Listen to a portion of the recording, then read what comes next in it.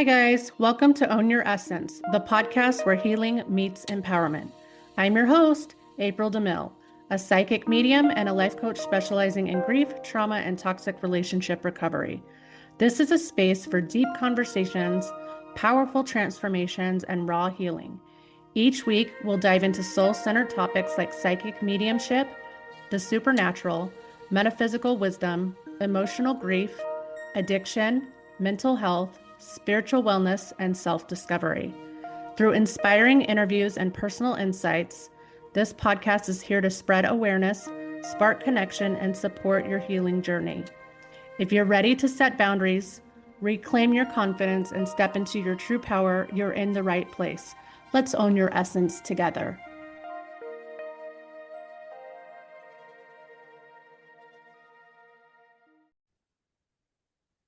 Hey guys, welcome back to another episode of Own Your Essence podcast, where we get to have deep transformational conversations with some of our favorite people. I am your host, April DeMille, and today our guest is Royce Morales. She is the creator of the Perfect Life Awakening program that helps people transform from triggered to empowered. Love the sounds of this. Okay. Love this.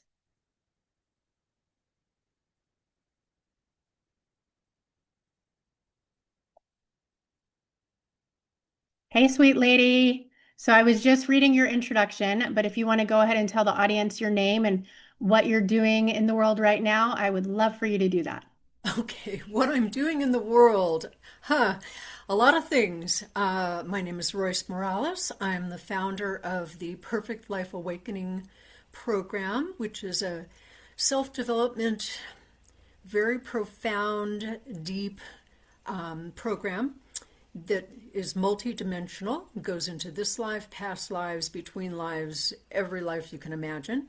And what the work does is it helps people neutralize and dissolve the subconscious programming and lack of deservingness and self-sabotage that goes on and that is affecting every aspect of their life.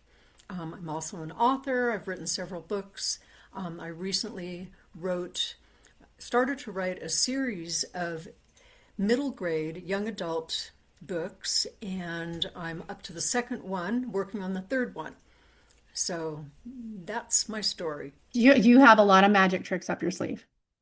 Yes, Yeah. Yeah, definitely. you Yes, do. So I love that. You're in your little creation bubble, like popping off the stuff. yes. So And I've been when, doing it for over 40 years. So, oh, there you go. it's gone from everything being in person, had groups and, did all that. And then COVID hit and now it's all remote and it's fine with me because we moved up to the mountains. So it's actually more convenient to do everything remotely. It's nice. Totally. I love that part. Yeah. So when you are talking about moving through, past lives and other things, patterns, all the self-sabotage, everything, are there certain modalities that you use, or is this something that, like hypnotherapy or anything like that, or is there other things that you have been working through with your program? Um, Actually, it's kind of interesting because I never knew how to do any of this. It all just arrived intuitively. Yeah. Literally one night in class, and I was teaching people how to meditate, but I certainly wasn't teaching them how to resolve past life stuff. And I had a student, it was 40 years ago, raised his hand and he said, "Well, that spiritual stuff sounds really nice and interesting, but how do you get there?" Because I'd been talking about love and all that wonderful airy fairy stuff. And Right. he said, "Well, how do you get there?" And I said, "Okay, well, here's how."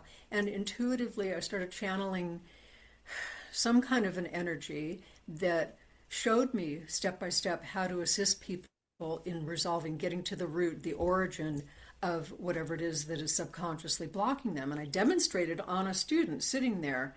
And it was a meditative process, and I would ask her a bunch of questions that I was led to ask her. And at the end, she was in tears. The whole class was in tears. And she said, "Oh my God, my life will never be the same."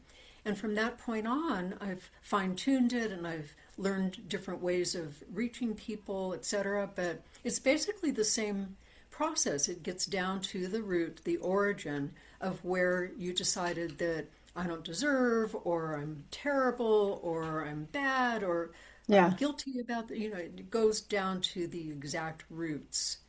It's very, Yeah. very powerful. Yeah. No, and that's good because like when you've got the reactions of people feeling met and crying and moving emotion, then you were definitely moving some energy around. You were in there kicking shit around, which is good. Yes. That's what you're supposed to do. Yes. Yeah, no, that's good. And it sounds like it's sort of meditative hypnotherapy type. It's without realizing that that's even what you were doing. Yeah, it's not hypnotherapy because people are conscious, but they go into a very deep awareness. They shift into accessing memories that are not available consciously, but Right.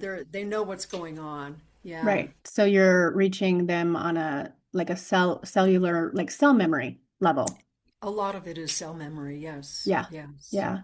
And so you said that this came to you, what, 40 years ago?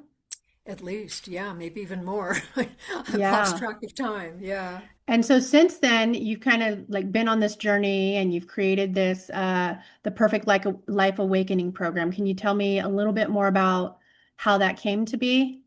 Um, well, after that person asked me that question and I got in touch with how to do it, people just started flocking to me. I was doing Hmm. all of this out of my living room for probably 3 or 4 years. And then in a meditation, I was shown an address and a street, and it was in Redondo Beach, and I was told to go to this place. And I drove there, and there it was, and it said for rent, and I rented it. And I just started teaching in a space, and then it expanded to a bigger space. Um, and then it just sort of, I don't know, started doing retreats. I took people on week-long excursions into New Mexico and Hawaii, various places, and it just kept getting deeper and more profound. As I learned more about myself and was able to assist other people, it just became a lot more potent, and people were having these amazing experiences.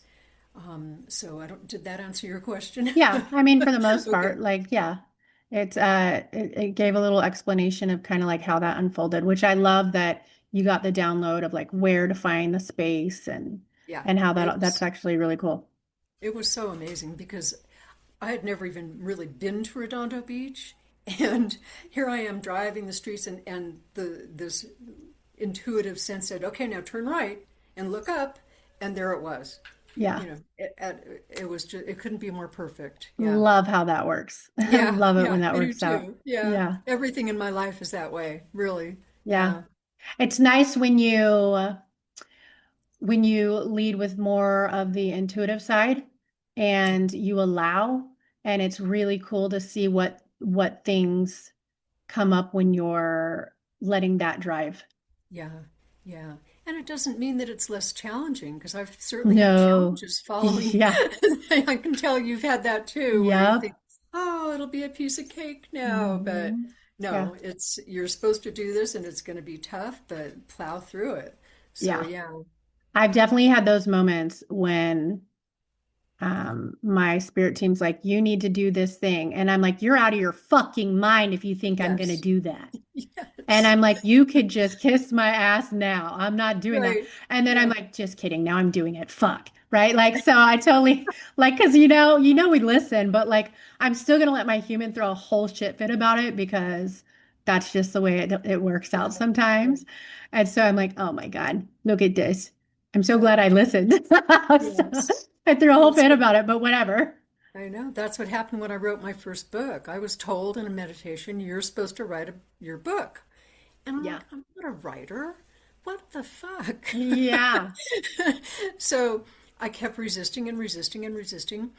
And all of a sudden, literally, I couldn't move my hands. Literally. Wow. And I sat down in meditation and I said, what is going on here? And it said, you're not writing the book. I said, but Yeah. now I can't write the book because I can't move my hands. And they said, sit down at your computer and see what happens. And I sat down at the computer, started writing, and my hands immediately healed. Okay, well, So, that sounds like a very scary story, and I'm going to tell you why. I oh, am good. resisting a book right now. And so I'm like, oh shit, now my hands are going to stop working. So I'm going to just, take a page out of your book and try to learn from that now. I'm just Yeah, going to be, yeah. okay, let me go ahead Rather and, than have your fingers freeze up. Yeah, yeah. yeah, like I hear the message. Thank you. Got it. Yep. Yeah, that's so funny. But I'm glad that you sat down and you started like clacking out those books because now Yeah. you said you're writing a third one.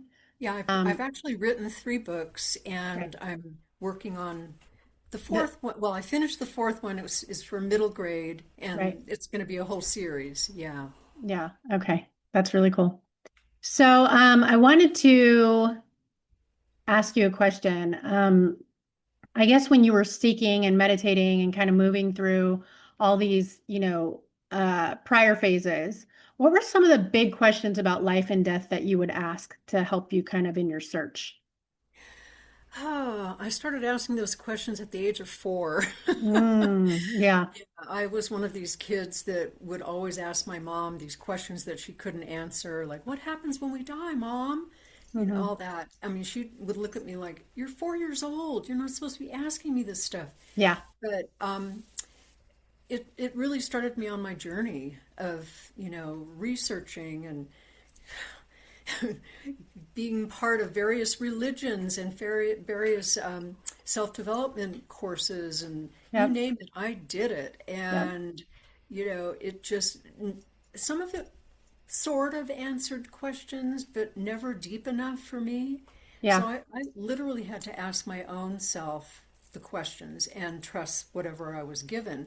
And of course, I was always given these answers that, oh, yeah, that makes sense. I don't like it, but it makes Yeah. sense. Yeah. So it all came from, I can't denigrate the fact that I did all of that research and all of the trying various disciplines and whatever, because it really opened me up, but it also showed me that this doesn't work and Yeah. this is bullshit and no, I'm not going this direction. So it really forced me to see that I had to trust myself. So yeah. Yeah. No, and I went through that too, where I had to where I also had to like just I went and experienced all the different religions. Yeah.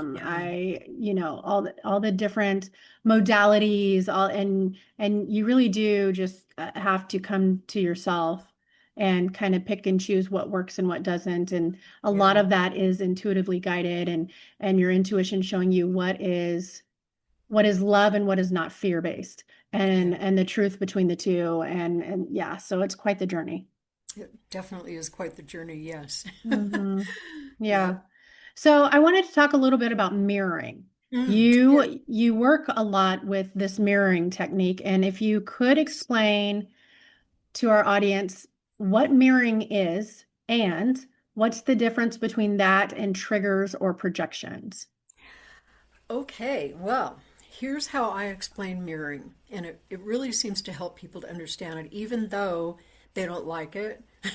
I've, I've been, like I said, doing this for 40 years. I've never had a student once say to me, "Oh, what a great concept," Right. Yeah. because it brings people to a state of responsibility that nobody likes to be in. It's like, Yep. oh no, I'm a victim, everything happens to me. So Yeah. basically, mirroring is if you can imagine a seesaw going up and down, and you push one side of the seesaw down, the other side comes up. That's how energy works. So if you push some energy down, let's say I'm pushing down my fear or my anger, it has to come up somewhere Right. in my life, in the universe. So I might, if I'm pushing down my anger, people around me start getting angry. Or I come home and my husband is pissed off. Or, there's always something that comes up from Yeah. whatever it is that you're Like pushing it's down. going to bubble up somewhere. It bubbles up somewhere, Yeah. exactly. And what the mirror shows us is what you're pushing down.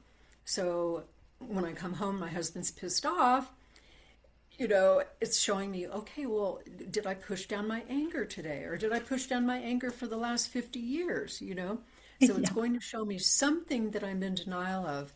And nobody likes that because nobody likes to look at themselves in the mirror when Yeah, Lord forbid we be accountable for I anything. know, really. Good Lord. Yeah. Yeah, exactly. Yeah. So, and there's lots of, so it's showing us our denial, it's showing us what we've suppressed, it's showing us a big thing that shows us is the belief that we don't deserve.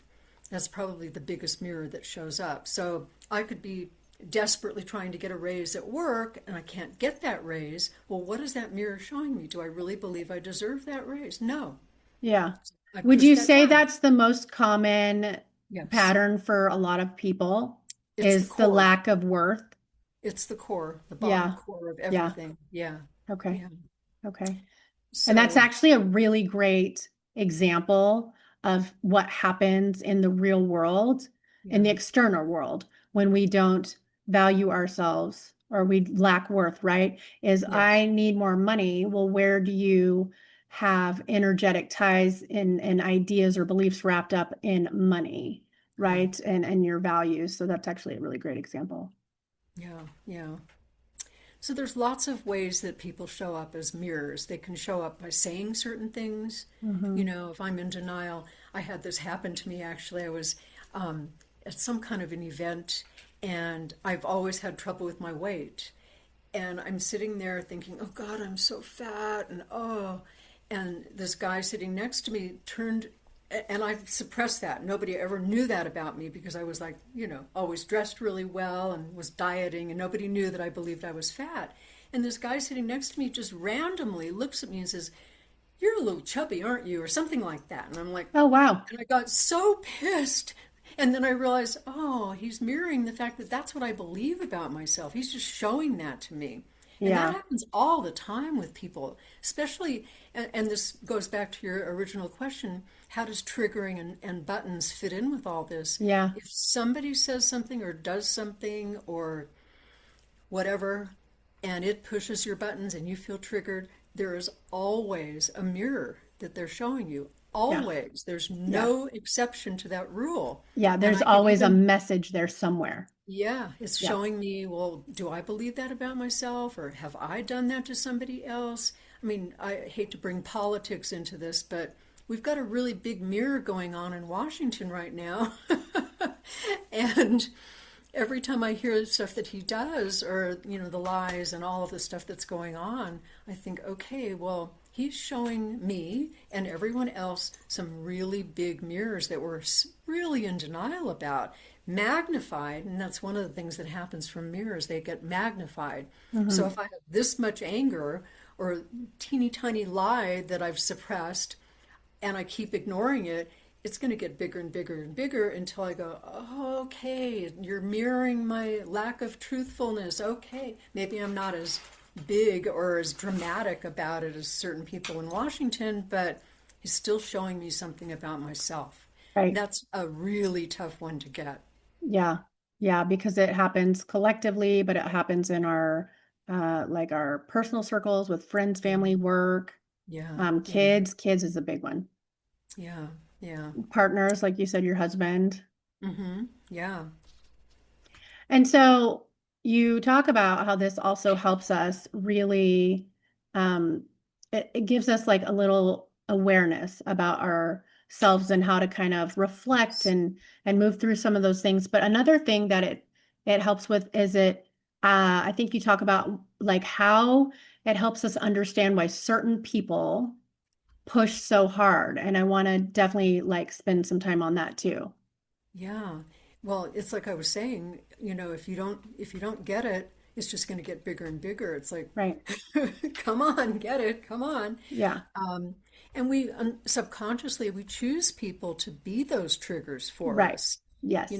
My ex-husband was like the biggest mirror in the world for me, and I look back on that and go, well, wow, of course I chose that to wake me up. He was my biggest awakener. Yeah. Before I was doing any of this, he triggered me in every possible way to wake up.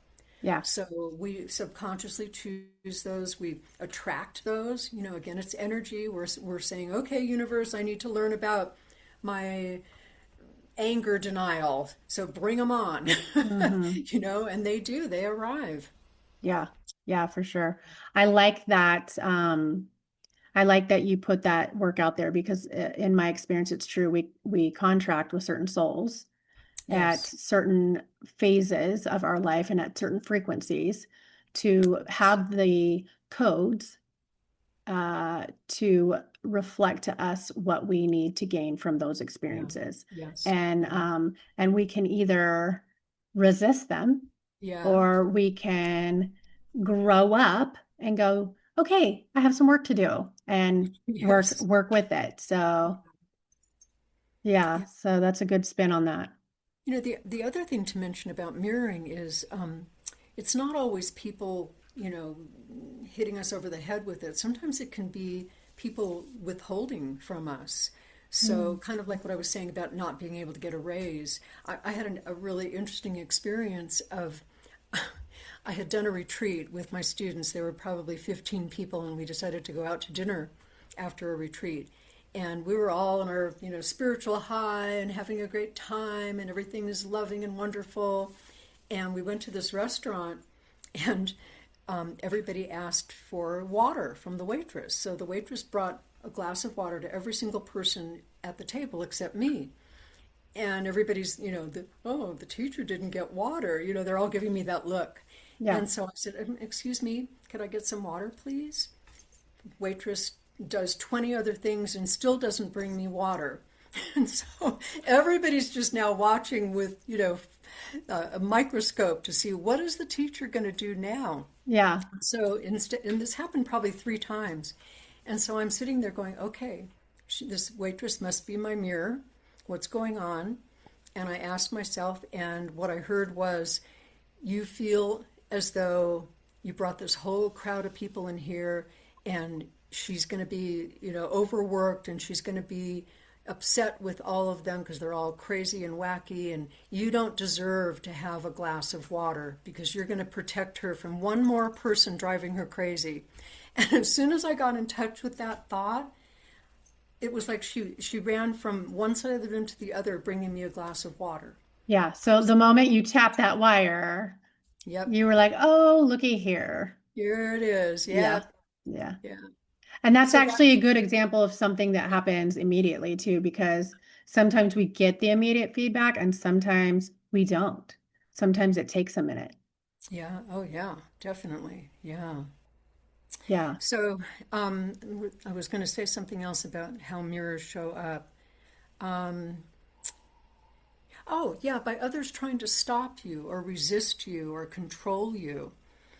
It could be mirroring the fact that you believe you're out of control and you need people to stop you.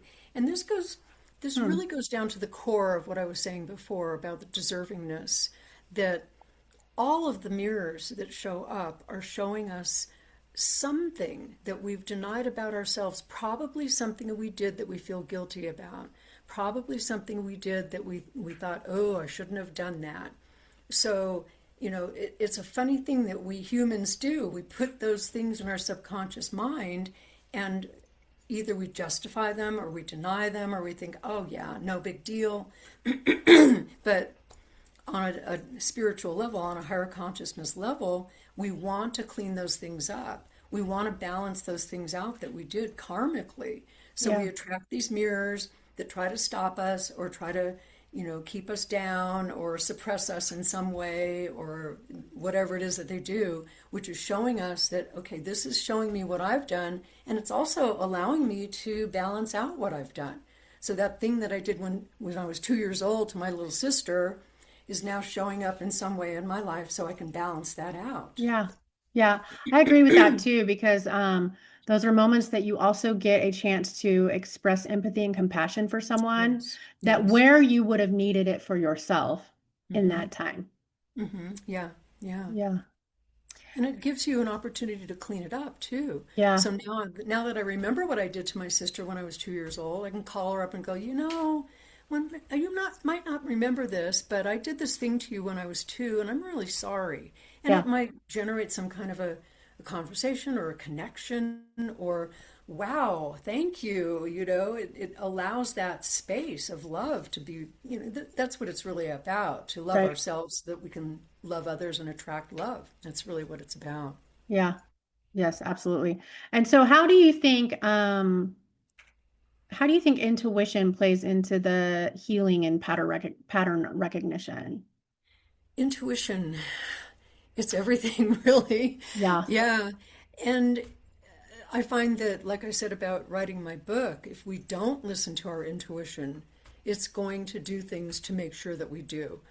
Yep. Um, but yeah, even intuitively being attracted to somebody that's going to push those buttons so that you can get in touch with the mirror, Yes. or attracting something into your life that's going to wake you up to what your true purpose is.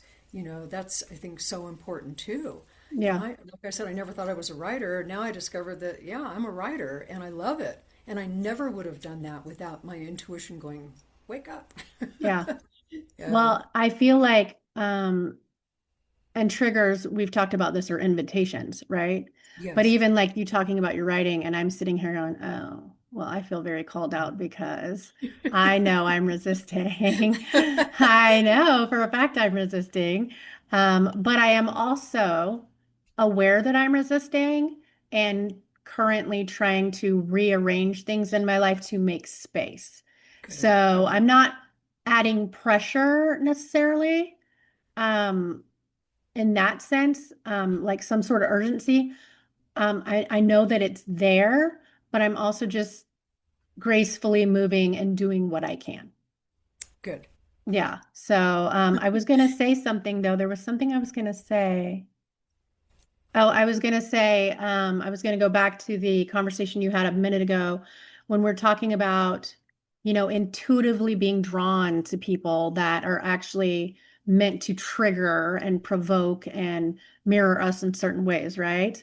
And I love that spin on it because there have been a zillion times that I have brought in, family members, friends, coworkers, romantic partners that definitely needed to shake me awake. Yeah. And and even though I'll never have anything to do with those people again, like I've outgrown the need for them, Yeah.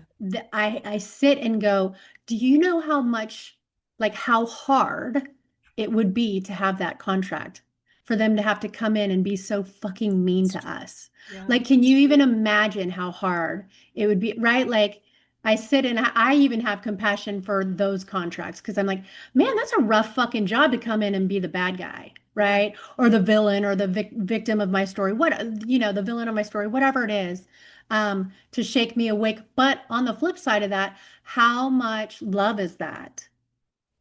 For somebody to come in and be like, dude, I'll do whatever it takes. If I have to be the bad guy, you got it. I'll do it. Right. So like Yeah. it puts things in perspective for me a lot. Oh, definitely. And as you're talking, I'm thinking about certain people in the White House that have chosen a lifetime to really shake the entire planet. Yeah, that's That's got to be hard. huge. Yeah, that's really hard work. Huge. Yeah. Absolutely. There's something there is something admirable about a job that has to move through that kind of work. Yeah. Yeah. Definitely. Yeah. Yeah. Even if we And don't I, like them. Even if yeah. even if I'm like, I hate you, stay over there, but I get you. I see you. Right. Yeah. Yeah. Yeah. But I always say, one of the things I always say is your higher self, your spirit, will do whatever it takes to wake you up, and Yeah. including elect somebody to do this to the entire planet. So on some level, we've all chosen this. Right. Yeah. Yeah. Absolutely. What is needed is what is needed, period. Yep. Yep. Yep. So for someone that might be feeling disconnected from their intuition, what is a step towards rebuilding their inner trust that they could take? Ah. That's a tough question because I think everybody is so different. Yeah, it You depends on know, where they're at in that process. Yeah. really does, Yeah. yeah. But I find that the more you trust it, it's like exercising a muscle, the more you exercise it, the easier it is. It doesn't hurt as much, it's not as scary. Yeah. It gets stronger. I find that for me, it took a lot for me to really start trusting it. I had to have proof. I'm one of these very Oh, yeah. skeptical, I need proof people. Um, And so it took maybe 100 times maybe more, I hate to admit it, to really trust my intuition and to allow myself to follow it. Yeah. I find, and this sounds really contradictory, but the way that worked for me was, okay, I'm not going to trust it and see what happens. Yeah, good luck with that. Yeah, Yeah, right? Like you know yeah, how that works out. and then yeah, it's like, okay, I'm not going to turn left because you're telling me to turn left. Oh, that's why I should have turned left. There's a Yep. traffic jam. Okay, thanks. Yeah. You know, that kind of thing. So yeah, so don't listen and see what happens. Well, and I've done that many times, and I had more and more chaotic tower Mm, heartbreaking moments because I yes. was refusing the parts of myself that were needing the voice, needing to be Yeah, witnessed, needing to be in yeah. charge. And so I definitely learned the hard way. I was one of the souls that had to learn everything the hardest fucking way possible. Me too. Yes. Yeah. Yeah, for sure. Yeah. I would say in the last, few years, it's gotten I tend to lead more with my intuition, but it took me, I mean, I didn't even come out of the psychic closet, the psychic medium closet until I was 37. Oh, So, and that's only been 10 years, right? So I'm 47 now. So it's only been 10 years that I've actually publicly been like, okay, this is what I am and I can't get rid of it. I tried all that. That didn't work. And so now I just have to like own it. And yeah. it took a long time. I was very, very asleep, very, very asleep. I was like, no, I never ever want to wake up to this nightmare, right? And Yeah. it took leaning into that to really change things for my life. Yeah. Yep. Whatever it takes. Yeah, Yeah. it's unfortunate when we're in Yeah. like comas like that. I was definitely in a deep sleep. Yeah. Well, I found in my life, I know that if I had been told some of the things that I was going to be doing, I would have run for the hills. In fact, I did try to run for the Yes, hills several exactly. times. Several times. I Yep. tried to buy a house in Colorado, nothing happened. I mean, just weird universal things going, no, you are not doing that. Right. Period. So Yeah. if I had been told in no uncertain terms, I would have really fought it. So everything had to be given to me very gently. Yeah. Like, yes, Yeah. write the book. Okay. Okay, now do this. Okay. Yeah. Yeah. I would agree with that one. If my higher self had said, by age 47, you'll be doing X, Y, and Z, I'd have been like, "Pfft, get fucked. Like, whatever.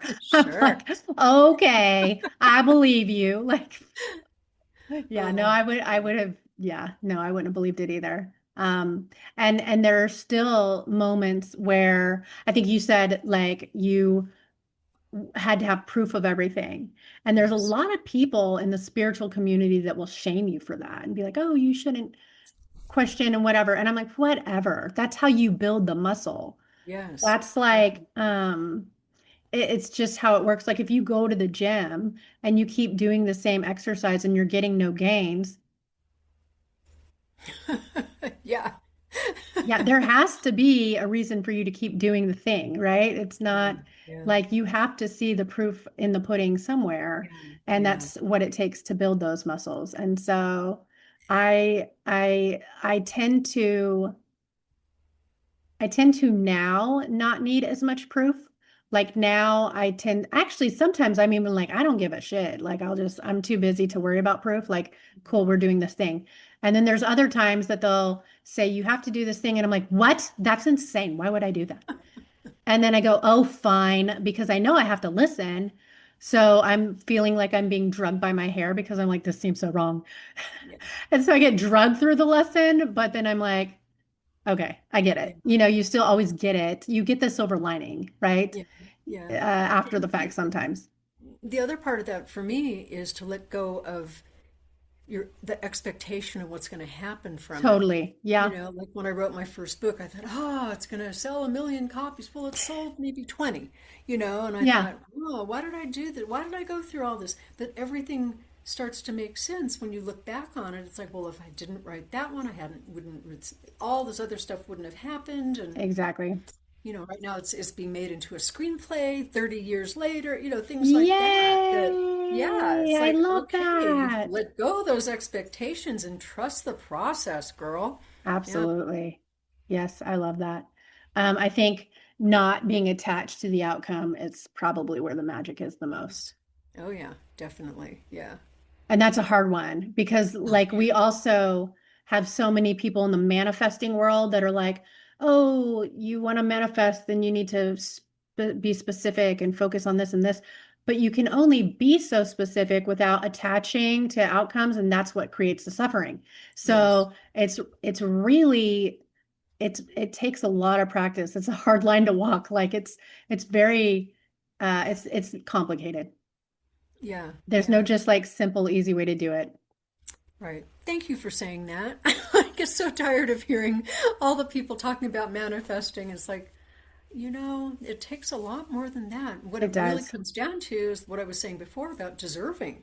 I mean, you Mhm. can, affirm and do vision boards and all that stuff till you're blue in the face, but if you don't feel deserving, what you're sending out is, please do not manifest this because Yeah, I do not deserve it. that's exactly what will happen. If you're sending Yeah. that out through your lack of worth, then you will continue to not receive it. You'll block Right. it. Yeah. So block it, delay it, so to speak, whatever. You'll just continue to be like, I'm not worthy of this. And so it just puts it off, Yeah. Yeah. which is a big one that I'm having to go through right now because I'm dealing with some health issues that started like, I don't know, like 8 years ago. It probably started before that, but I just didn't know about it till like 8 years ago.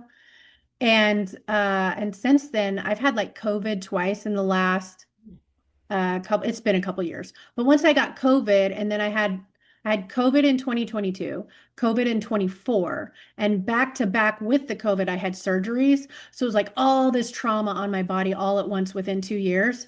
And I've done nothing but lose hair since then, and I'm having to face myself and what my worth means without hair.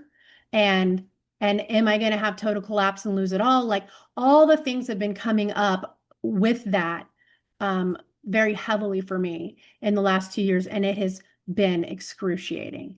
It Mm. has been such an ego death, right? Like it's killing me, which is it's supposed to, Yeah. but I am still 2 years into this and not a single new hair has grown. So somewhere I have created this idea that I'm not worth having it back. And I've got to figure that out. Yeah.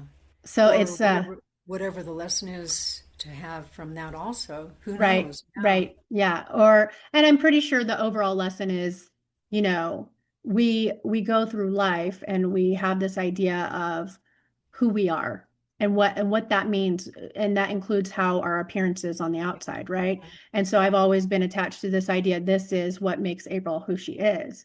And now that's changing, and I'm like, oh shit, now I got to figure out who I am without that, right? Like what if you take all that away, what the fuck am I left with, right? And so it's a hard lesson to Yeah. learn. Yeah. Well, what you said about the ego, I mean, one of our big lessons is to let go of our ego Yeah, and to be authentic, right. not Yeah, needing external validation, all of that stuff that is so ingrained in us as humans. right. It's a tough one to get past. It really is. It's hard. It's Yeah. hard, and I mean, you have to get through it regardless. And I think in my mind, I always thought, that's probably the lessons that we learn later in life, like when we're, in our 80s and our bodies are changing and things like that, whatever. And I'm sitting here going, dude, I'm mid 40s. Why am I doing this now? Like, what the fuck? Like, this seems a little proactive, but whatever. You're just ahead of your time. I guess I'd have to be. I'm Yeah. gonna go with that because it sounded good. Yeah. Okay. So, speaking of your books, do you have a copy of it with you? Do you have like one that you can I show just us? happen to have it sitting right here. Yay! Here it is. Oh, it's backwards, but I love it. title is No, a Spiritual Wake-Up Call. Okay. I love that. And so, where can that be found? I'm going to have the links and everything in the show notes anyway. But yeah, definitely let me know, let us know where that we can find all that and the It's quickest way on to get a hold of you. Amazon, on Okay. Amazon. And let me show you, I have to show you my middle grade book. I'm so excited Oh about yeah, it. we want to see whatever you are willing to show. Oh, My, that's my so cute. grandfather died and turned into a hummingbird. Aw, I And love it's that. written for like 12 on up. I've had adults read it and say, oh my God, it's great for adults too. It's about a 12-year-old girl who has this wonderful relationship with her grandfather, and he dies, and he's able to communicate with her. She sits at the graveyard and has these long talks with him, and it ends up that her grandmother is starting to go through dementia, and it's all about their relationship. And she freaks out because she can't tell anybody that this is happening, and it's just really great. It deals with so many different issues that everybody needs to understand. Right. It's like you can communicate with somebody when they die, and you can trust that. And he teaches her all these amazing higher self concepts, and it's just really wonderful. Which is Yeah. actually really, really impactful because I tend to lean into more of the specialties of grief and trauma. And teaching kids the tools for handling grief is something Yes. I wish that we had all had, right? Yes. And Yes. so now you're able to say, here, let me equip you with some important information that, will last you your whole life long. And that is also incorporating spirit and how that leads you through grief as well. Yes. Yeah. And he not only teaches her how to grieve, but he teaches her how to do with fear and her anger and Yeah. all the emotions. And he just gives her these great little tools that will definitely be transposed over to whoever reads it. It's like, oh, that's what that is, and that's how I deal with fear. Okay, great. It's I really have wonderful. a I have some nanny kids that I care for. And one of them just turned 9. So I'm like, I definitely need to get her that book. Oh, yay. Yeah. Awesome. Yeah. Yeah. That would be a really good book for them to have. Yeah, and I didn't dumb it down. I didn't, it's not like science fiction. It's just very real relationships, like how would a granddaughter who loves his grandmother, grandfather, it's just very touching, very meaningful. Yeah, Yeah. I love that. I'm so glad you did that. Thank you for doing that. thank you. And then the second one is about her father having a stroke. And my husband had a stroke 14 years ago, so it's based on the experiences that I've had with him, Okay. but looking at it through a 15-year-old. Now she's 15. So Right. going through that, yeah. So I that's love that really, you're doing really that. Like, I exciting think it's too. so important to set the younger generation up with the right tools. Yeah, yeah. Is that your dog? Did That's my she come? dog. Oh, tell her I Come said here, she hi. is. Come here, baby. Come Oh, see us. you have to see her little outfit. Come Oh, here. yeah, I want to see. Oh, she's so rotten. I Oh know. my goodness. She's my little baby, my little Aw. princess. Oh, she's so cute. Oh, I love that. Well, I'm glad she got to come show her little face here. See, So, Royce, do you have anything else that we need to go over before we end? Is um, there let's anything see. else that you want to, any last words, anything that we didn't cover? Just to let people know that I'm still teaching. It's all done remotely, and I do private work with people also. But I do find the best way for people to work privately with me is to start out by doing my program, because it really helps to have an understanding of why are we doing this, and understand mirrors and intuition and all of that. Yeah. But if somebody is interested, just reach out, and we can do that. And then, again, just to remind everybody that it's not surface level work that we're doing. It really goes deep. And it's very, very powerful, very empowering. And I find most of the time my students end up discovering their true purpose. They awaken to their intuition. They clear out some of that stuff that's in the way, and their deservingness shifts. Yeah, all kinds of things. And I hate to set expectations up for what will happen, because you never know what happens from this work, but it's usually pretty profound in some Right. way.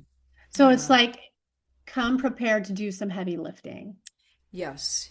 I'm not Yes. going to sit there and go, let's just affirm Yeah. or let's just do these vision board. We're not going to do that at all. It's deep work. It's Yeah. really facing the mirrors and, taking that Windex out and cleaning them. Yeah, diving straight in, which is exactly Yeah. what the world needs more Yes. of. Yeah. Good, good. Okay, well, I am going to stop it here. I'm going to tell everybody goodbye. Bye, you guys. See you Bye. guys next time. Thank you.